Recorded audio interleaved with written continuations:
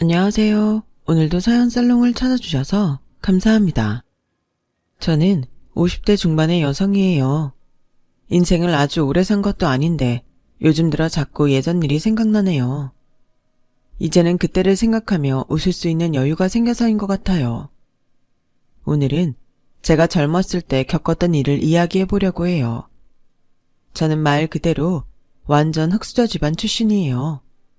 그래서 저는 정말 어릴 때부터 제 용돈을 벌기 위해 할 수 있는 일은 다 해본 것 같아요.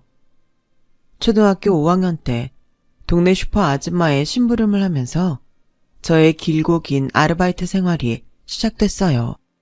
저희 집 경제 사정은 조금의 여윳돈도 없는 아주 팍팍한 지경이었거든요.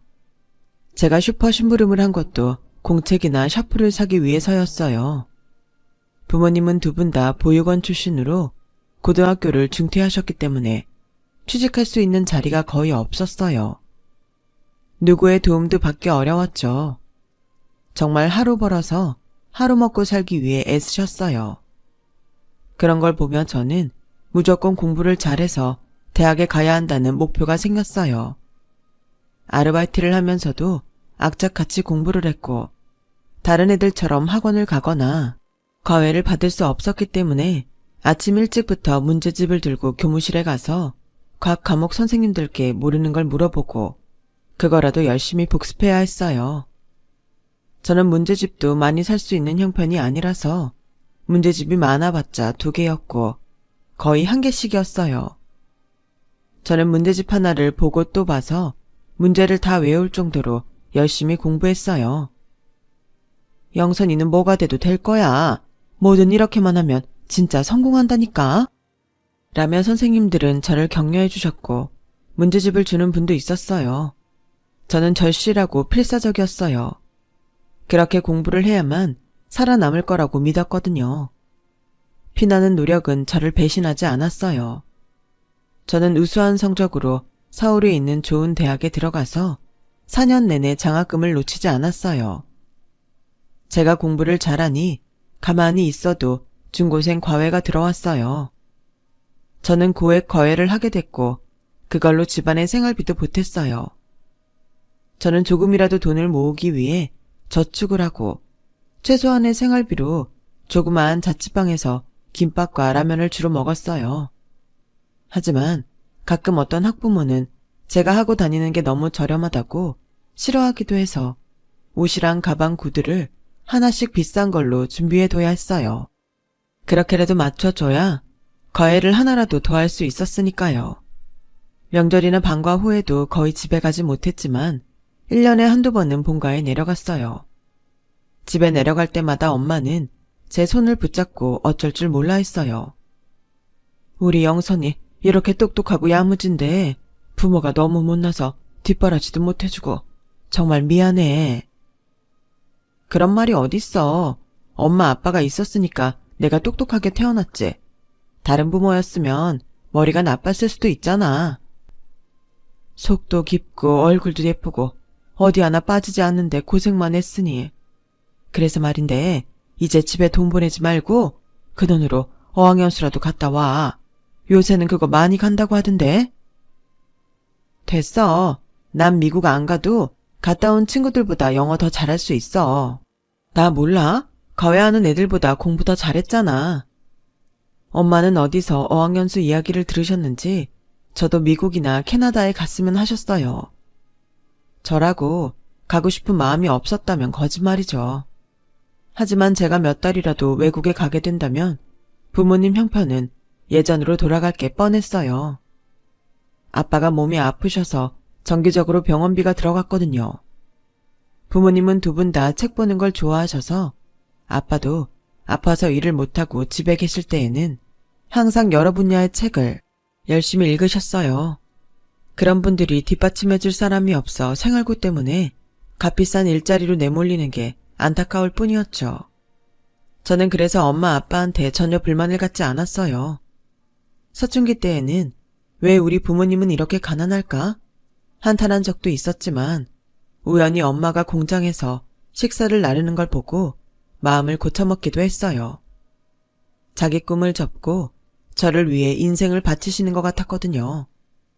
제가 태어나지 않았다면 엄마 아빠도 공부를 더 하셨을지도 모르고, 그러면 지금의 삶이 어떻게든 달라졌을 테니까요. 아빠도 엄마보다 더 힘든 일을 하시기도 하고 트럭도 몰면서 어떻게든 저를 먹여 살리려고 노력하셨어요. 그런 부모님한테 반항하고 화를 내면 제가 나쁜 사람이죠. 저는 그날 이후 영어 회화 공부를 더 열심히 했어요. 문법이나 독해는 자신이 있었기 때문에 원어민과 회화를 하는 것만 어색하지 않게 연습하면 될 것 같았거든요. 저는 영어 방송을 자주 틀어놓고 듣는 연습부터 열심히 했고, 나중에는 혼잣말로도 영어로 중얼거리며 끝없이 공부했어요. 그렇다 보니 과외를 할 때도 학생들한테 실생활 영어도 같이 가르쳐줄 수 있었고, 그게 아주 좋은 반응을 얻어서 저는 더 비싸게 과외비를 받을 수 있었어요. 어려운 환경은 결국 저에게 더 좋은 걸 보태주곤 했어요. 제가 성적이 워낙 좋고 영어 회화도 잘했기 때문에 저는 좋은 회사의 기획부에 한 번에 취직이 됐어요. 저는 바로 그동안 저금한 걸 들고 고향으로 갔어요. 이제 엄마 아빠 이걸로 가게라도 차려서 편하게 살아. 다른 가게 일해주는 것보다 우리 가게 갖고 있으면 좋잖아. 돈도 더 벌고. 엄마 아빠 그동안 일 많이 해서 분명히 잘할 수 있을 거야. 부모님은 놀라서 서로를 쳐다보시더니 제가 내놓은 통장을 도로 제 쪽으로 밀어두셨어요. 엄마 아빠도 그 정도 돈은 모아놓았어. 영선이 네가 그동안 벌어다 준 거, 그 귀한 걸 어떻게 써? 아빠 병원비하고 나머지는 다 차곡차곡 저금했지. 저는 너무 놀라서 엄마가 보여주는 예금을 확인했어요. 아니, 좀 편히 사시라고 보내줬더니 왜 그랬어? 알았어. 그러면 내가 모자라는 돈만 보탤게. 꼭 가게 하자. 슈퍼도 좋고 문방구도 좋고, 응? 그래, 우리 딸 소원이 그거라면 해야지. 대신 우리가 가진 돈으로 할 테니까 너도 이거 넣어둬. 엄마 아빠가 가장 힘들었던 건 비상금을 모을 수 없었던 거야. 그러니 이건 네가 비상금으로 잘 갖고 있어. 사람은 어쨌든 여윳돈이 있다고 생각하면 마음이 든든해지거든. 라며 결국 제 통장을 받지 않으셨어요. 저는 계속 생활비는 보내드리기로 하고 서울로 왔고, 그때부터 낯설지만 재미있는 회사 생활이 시작됐어요. 부모님도 작은 슈퍼를 차리셔서 한결 편해지셨고요. 처음에는 회사 동료들이 퇴근하고 놀러도 잘 가고, 저는 잘 모르는 레스토랑이나 여행지 이야기를 하기도 해서 잘 못 알아듣기도 하고 좀 거리감이 느껴졌었는데, 몇 개월 지나고 나니 그것도 익숙해져서 괜찮았어요. 저는 다른 사람과 잘 어울리지 못하는 대신 그만큼 일을 더 잘해서 인정받으려고 했죠. 그런 저를 더 싫어하는 동료들도 가끔 있었지만 대부분은 저의 능력을 인정해줬고 같은 부서 사람들과도 많이 친해졌어요. 그러던 어느 날 엄마가 전화를 하셨어요. 영선아, 아빠 아는 분이 너 중매 서신다는데 한번 보지 않을래? 상대도 서울에서 일한다니까 만나기 좋잖아. 난 아직 결혼 생각은 안 해봤는데 일을 좀 더 하고 싶어. 누가 일하지 말래? 사람이 그래도 자기 짝이 있어야지. 나이는 들어가는데 언제까지 혼자 있으려고 해. 그러지 말고 한번 만나봐. 그분이 아빠 잘 보셔서 일부러 생각해서 말씀하신 건데 거절하면 아빠 입장도 좀 그렇잖아. 알았어. 그럼 이번 한 번만이야. 다음부터는 그런 건 나하고 상의해줘. 당황스럽잖아. 어쩔 수 없이 저는 선을 보러 나갔죠. 그 자리가 남편을 만나는 자리인 줄 그때는 꿈에도 몰랐고요. 그 사람은 자리에 앉자마자 이렇게 말했어요. 저는 사실 이런 자리에 관심 없어요. 엄마랑 친하신 분이 소개했다고 해서 그냥 체면치레로 나온 거예요. 저도 그래요. 아빠가 거절하면 곤란한 분이 말씀하셨다고 해서요. 지금 당장 누구를 사귀거나 결혼할 마음도 없고요. 그거 잘 됐네요. 그럼 적당히 밥이나 먹고 헤어질까요? 네, 좋아요. 그렇게 해요. 그렇게 밥을 먹고 헤어질 시간이 됐는데 남자가 대뜸 이렇게 말했어요. 기왕 만난 건데 커피 한 잔은 하고 갈래요? 어차피 후식 먹을 거잖아요. 저는 딱히 밥을 먹고 후식을 챙겨 먹지는 않았지만 알겠다고 했어요. 휴일도 얼마 남지 않았고 특별히 할 일도 없었거든요. 그런데 커피를 마시고 저희는 같이 길을 걷다가 물건도 같이 사게 됐고 서점도 같이 가게 됐어요. 그러다 보니 두 사람 취향이 비슷하다는 걸 알게 됐죠. 그게 좋았던 건지 남자는 가끔 보자고 하며 헤어졌고 정말 또 전화를 걸어왔어요. 처음에는 가벼운 기분으로 한가한 시간을 보내기 위해 만났는데 어느새 저와 남자는 서로에게 끌렸고 얼렁뚱땅 사귀는 사이로 발전했어요. 저도 남자도 일단 일이 우선이어서 서로의 일을 방해하지 않았고 각자 생활에 간섭하지 않은 것도 사귀게 된 이유였죠. 그런 점들이 마음에 들어 계속 만나다 보니 거의 3년을 사귀게 됐고 자연스럽게 결혼 이야기로 발전했어요. 남자도 저하고 결혼하는 것에 불만이 없었고 저도 이런 사람이라면 부모님 걱정도 덜어드리고 평생 같이 살기에 부족함 없겠다 싶었죠. 제가 결혼하기로 했다고 하니 엄마 아빠는 너무 좋아하셨어요. 영선이 평생 엄마 아빠 밑에서 고생만 하고 못난 부모 보살핀다고 일만 했는데 이제야 꽃을 피우겠구나. 잘 됐다. 이제는 진짜 행복해져야 된다. 라며 엄마는 인사하러 온 남자한테도 저를 잘 부탁한다며 꼭 행복하게 해주라고 신신당부하셨어요. 하지만 시어머니는 결혼 전부터 저한테 불만이 많으셨어요. 아, 내가 이렇게 볼 거 없는 집 하고 사돈하려고 그 고생을 해서 아들 키운 게 아닌데 이건 아들 결혼한다고 어디 가서 자랑도 못하게 생겼어. 난 모르겠으니까 니네 알아서 잘 살아라. 저도 제가 내세울 게 있는 집안이 아니라는 건 알고 있었고 어른들은 그런 게 중요하니 할 말이 없었어요. 시어머니 마음에 안 드는 만큼 제가 더 잘하면 될 거라고 생각했어요. 지금까지도 그렇게 해서 사람들 사이에 들어갔으니까요. 하지만 결혼은 일반 사회생활과 전혀 달랐어요. 시어머니는 제가 아무리 잘해도 절대 마음을 열지 않았어요. 그러면서도 주말마다 제가 시댁에서 일하는 건 아주 당연하게 생각했어요. 제가 하는 일에는 사사건건 다 불만이었고요. 너는 집안에 어려운 어른들이 없어서 전혀 모르지? 밥상은 그렇게 차리는 거 아니야. 너 국그릇에 국 흘리면 제대로 닦아야지. 이런 기본도 모르면서 밖에서 일만 잘하면 다인 줄 알고 기고만장이니? 부모님도 배운 데가 없으니 너도 아무것도 못 배워서 과일 하나도 제대로 고르질 못하네. 누가 그렇게 바닥을 닦니?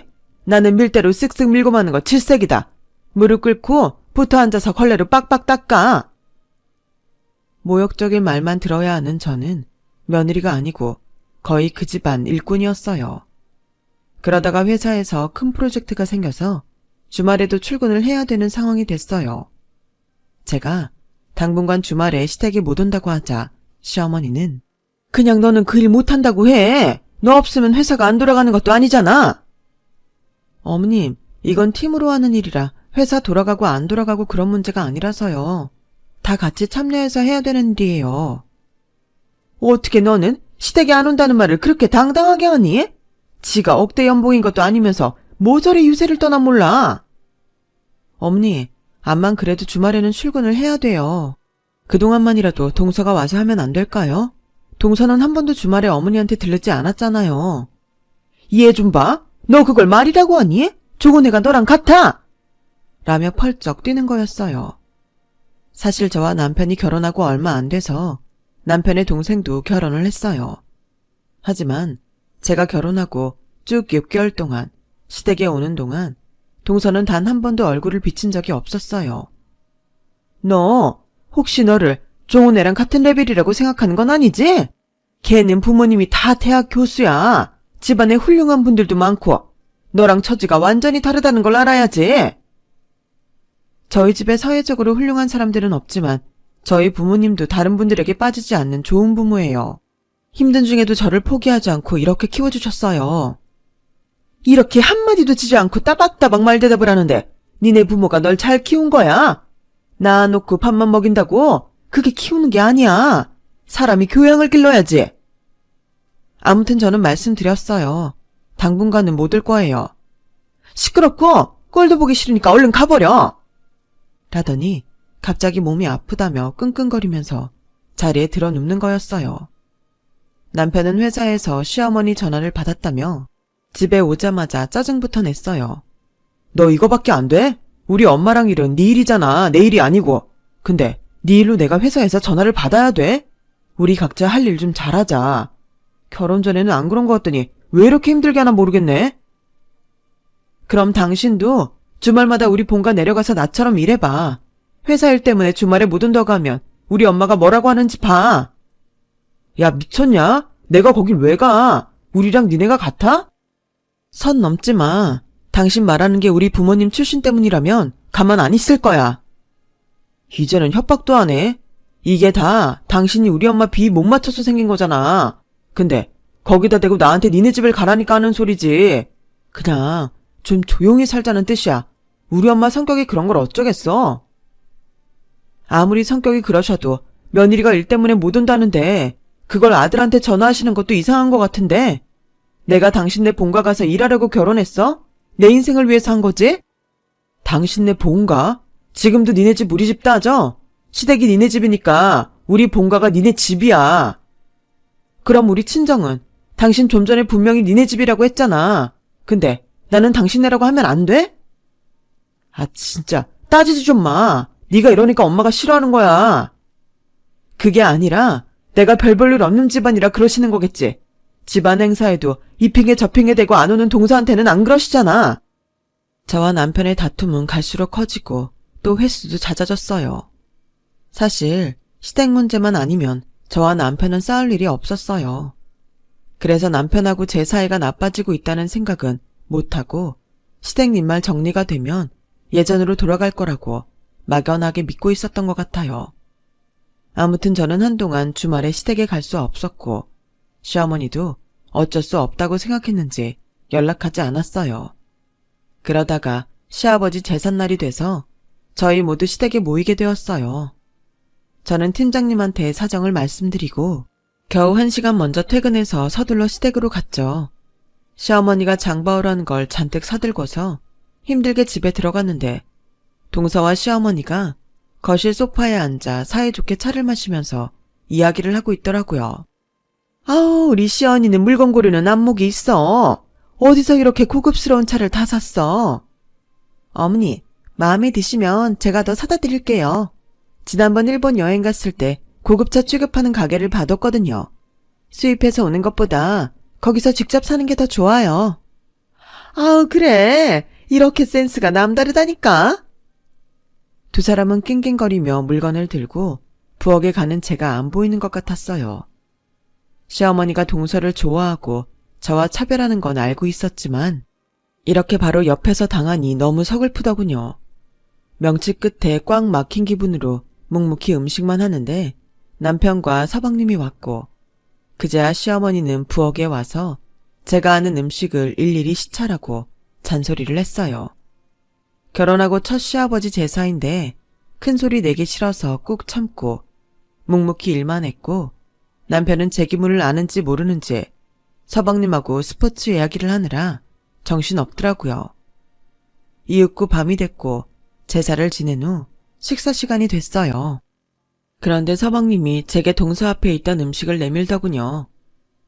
형수, 우리 시언니 느끼한 거 싫어하고 매운 거 없으면 밥을 못 먹어요. 이거 양념 좀 해다 주세요. 오늘 음식 다 어머니 시키는 대로 한 거예요. 그리고 제사 음식에는 매운 걸 넣지 않잖아요. 그러니까 양념 해다 달라고요. 지금요. 그 말을 듣고 있던 남편은 서방님한테 야, 그럼 네가 가서 해. 제사 음식 먹는 건데 개인 입맛까지 맞출 수 없잖아. 여태까지 음식한 사람한테 고맙다는 말을 못할 망정. 이게 뭐야? 너무 의외라 놀랐지만 한편으로는 정말 고마웠어요. 그러자 서방님은 눈치를 보며 부엌으로 들어갔고 시어머니도 남편을 힐끗 보기만 하고 더는 말 안 하더군요.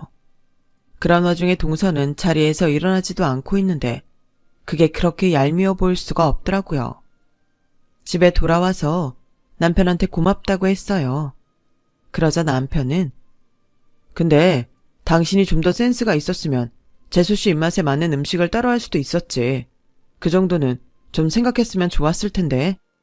아니, 장도 내가 혼자 보고 제사 음식만 하는 것도 바쁜데 내가 그것까지 챙겨야 돼? 그리고 나한테 미리 이야기해주지도 않는데 내가 그걸 어떻게 알아? 당신은 시댁 일에는 내가 꼭 잘못한 것처럼 말하더라. 나 지금까지 참았고 오늘도 시아버지 첫 제사라 가만히 있었는데 이런 식이면 더는 시댁에 안 갈 테니 그렇게 알아. 아니면 나도 동서처럼 일 안 하고 돈만 쓰고 놀러 다닐까? 남편은 더는 말하지 않았어요. 그 사람은 자기 혼자 벌어서 가정을 꾸려가는 걸 굉장히 싫어했거든요. 제가 돈을 안 벌겠다고 하는 게 남편한테는 가장 무서운 말이었죠. 처음에는 제 일을 존중해주는 줄 알았는데 그런 속내가 있다는 걸 알고는 점점 남편한테서 마음이 멀어지고 있었어요. 시어머니는 항상 동서와 미술관 구경을 하거나 비싼 데에 가서 식사를 하는 걸 너무 좋아했어요. 그런 고상한 삶을 꿈꿨는데 동서가 그걸 해주니 세상 바랄 게 없었던 거죠. 그러다가 저와 동서가 비슷한 시기에 임신을 하게 됐어요. 저는 입덧이 심해서 거의 아무것도 못 먹고 집에서 누워있는 시간이 많았어요. 그런데도 시어머니는 무슨 일만 생기면 저를 불러댔어요.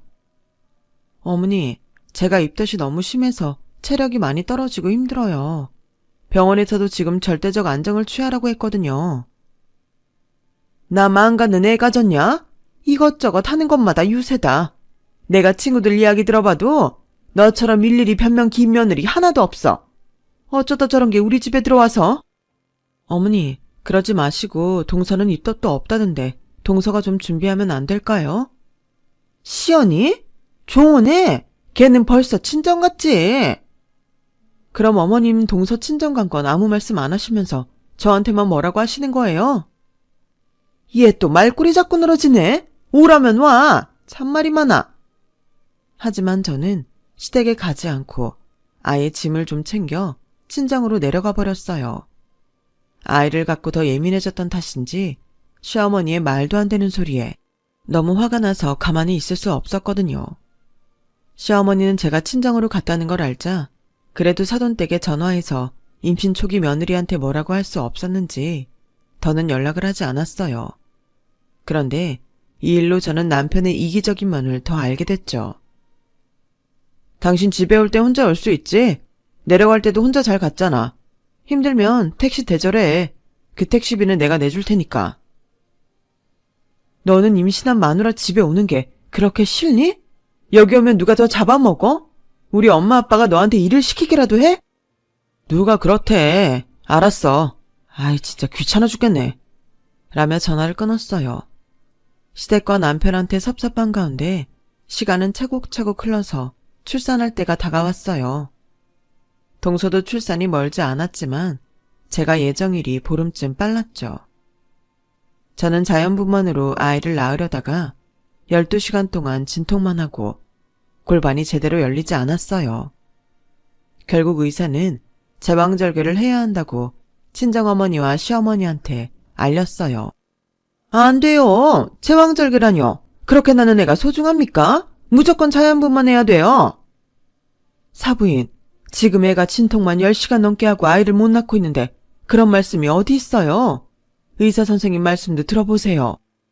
안 돼요. 내 손주 잘못해서 몸에 칼자국이라도 나면 어떡해요? 그러면 사부인이 책임질 거예요? 남편은 그런 중요한 순간에 회사 일이 있다며 나타나지도 않았고 결론이 나지 않자 의사는 의학적 소견을 제시하면서 제왕절개하지 않으면 산모도 아이도 힘들 수 있다며 수술을 했어요. 그렇게 15시간 만에 저는 예쁜 딸을 낳았지만 시어머니는 딸이라는 말을 듣자마자 집으로 가버렸어요. 뒤늦게 온 남편은 자기 변명만 하느라 바쁘더군요. 우리 이번에 외국 바이어 오는 것 때문에 일이 되게 많거든. 뭐 자연분만이다 제왕절개다 말 많았다며. 그냥 네가 하고 싶은 거 해달라고 하지. 저는 당장 남편 머리통을 한 대 때리고 싶었지만 힘이 없어 그렇지도 못했고 고개를 돌려 외면하는 걸로 보고 싶지 않다는 표현을 했어요. 아이 낳았다고 회사 오래 쉴 거 아니지? 나 혼자 우리 집 가게 감당 못해. 이제 아이도 있잖아. 너 그거 알고 너무 오래 쉬면 안 돼. 남편은 제 눈치를 보면서도 끝까지 얄미울 말만 했어요. 그리고 동서가 아이를 낳게 됐어요. 시어머니는 저한테까지 전화를 하셔서 얘, 시연이가 아들 낳았다? 아들이야. 진짜 이쁜 애는 이쁜 짓만 한다고? 어쩜 애가 저렇다니? 너 병원 와서 동서 깨면 바로 뭐 좀 먹여라. 어머니, 전 우리 애 젖 먹여야죠. 그건 동서 친정에서 하지 않겠어요? 아이 낳고 보름 된 상무한테 외출하라고 하시면 어떡해요? 동서 아이 낳은 것만 좋고 저는 보이지도 않으세요? 또 비교질이다. 지겹다 지겨워. 내가 누누이 말했지? 너랑 시연이 같지 않아. 시연이는 곱게 자란 아가씨고 너는 아무 데서나 굴러먹은 잡초잖아. 말씀이 심하시네요. 저도 어머니 손녀 낳은 며느리라는 거 잊으셨나 봐요. 그 잘난 딸? 그거 낳아놓고 지금 나한테 훈장질이냐? 넌 그게 틀려먹었어. 시어머니는 그렇게 전화를 끊어버렸고 저도 다시 시어머니한테 전화를 하지 않았어요. 그리고 며칠 후 저는 기막힌 사실을 알게 됐어요. 동서는 자연분만이 가능한데도 제왕절개를 고집해서 처음부터 제왕절개를 했다는 거였어요. 서방님이 남편을 만나러 집에 왔다가 아무 생각 없이 한 말에 저까지 알게 된 거였어요. 저는 그 자리에 더 이상은 있을 수 없었어요. 참을 수 없는 분노로 온몸이 떨리는 걸 참으며 저는 아무 말 없이 짐을 챙겨서 아이를 데리고 나와버렸어요. 당황한 남편이 쫓아나왔지만 저는 택시에 올라탔어요. 아무리 사람 환경이나 집안 가지고 차별한다지만 이건 아니지. 나는 제왕절개 해야 된다는데도 자연분만하라고 그렇게 난리를 치더니 동서는 아무 문제 없는데도 제왕절개를 해? 당신 이제 끝이야. 당신 어머니가 좋아하는 여자랑 재혼을 하든 동거를 하든 알아서 해. 저는 일단 친구네 집으로 들어갔어요. 회사 동료인데 제 사정을 알고 언제든 무슨 일이 생기면 오라고 했던 친구였어요. 이대로 친정에 바로 가면 부모님이 너무 걱정하실 것 같았거든요. 저는 일단 마음을 진정하고 차근차근 친정 부모님한테 설명을 드렸고 그간 제가 시댁에서 어떤 대접을 받는지 대충 눈치를 채고 계셨던 부모님은 괜찮다고 하셨어요. 산모가 그렇게 바깥바람 쐬고 다니면 안 돼. 괜찮으면 엄마가 옆에 가 있으면 좋겠다. 친구는 흔쾌히 그러라고 했고 엄마가 제 옆에 와서 아이도 봐주시고 산후조리도 해주셨어요. 엄마가 끓여주신 미역국을 처음 먹는데 어찌나 눈물이 나던지 국을 못 넘기고 끄끄거리기만 했어요. 영선아, 미안하다. 이게 다 부모가 못나서야. 너처럼 똑똑하고 잘난 아이를 이렇게 대접한 그 사람들 천벌받을 거야. 아무리 우리가 없다고 해도 세상에 하나밖에 없는 소중한 딸인데 엄마 아빠가 너무 미안하다. 아니야 엄마, 그러지 마. 나 엄마 아빠 원망 안 해. 그렇게 펑펑 울고 나니 마음이 좀 후련해졌고 결혼하고 처음으로 편히 잘 잤던 것 같아요. 제가 이혼 서류를 우편으로 보냈더니 시어머니는 저한테 전화를 해서 난리를 쳤어요. 너 위자료 꿈도 꾸지 마. 이거 네가 나간 거야. 내 아들이 뭘 잘못했어. 너 같은 거 만나서 진흙탕만 뒤집어 쓴 내 아들 인생 돌려내. 그렇게 악을 쓰는 시어머니 전화를 일방적으로 끊고 저는 더 나은 사람이 돼야겠다고 다짐했어요. 이혼녀에 아이까지 있으니 회사에서는 승진에 불리할 거란 생각이 들었죠. 저는 이를 악물고 사법고시 공부를 했어요. 젖먹이 아이를 키우며 공부하는 건 정말 너무 어렵더라고요. 하지만 이 길이 아니면 죽는다는 생각으로 버텼죠. 그렇게 독을 품고 3년간 공부한 끝에 저는 사법고시에 합격했고 연수를 마친 후 한 법률사무소에 들어갔어요.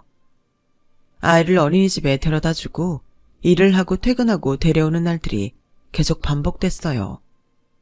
저는 성실하게 일했고 남들이 맡기 꺼려하는 것도 나서서 하겠다고 했어요. 그게 제가 거기서 살아남는 방법이었으니까요. 제가 골치 아픈 사건들을 무난히 승소로 이끌자 더 좋은 곳에서 스카우트 제의를 했어요. 그리고 옮긴 지 얼마 안 돼서 그곳에 있는 40대의 시니어 변호사와 사귀게 됐어요.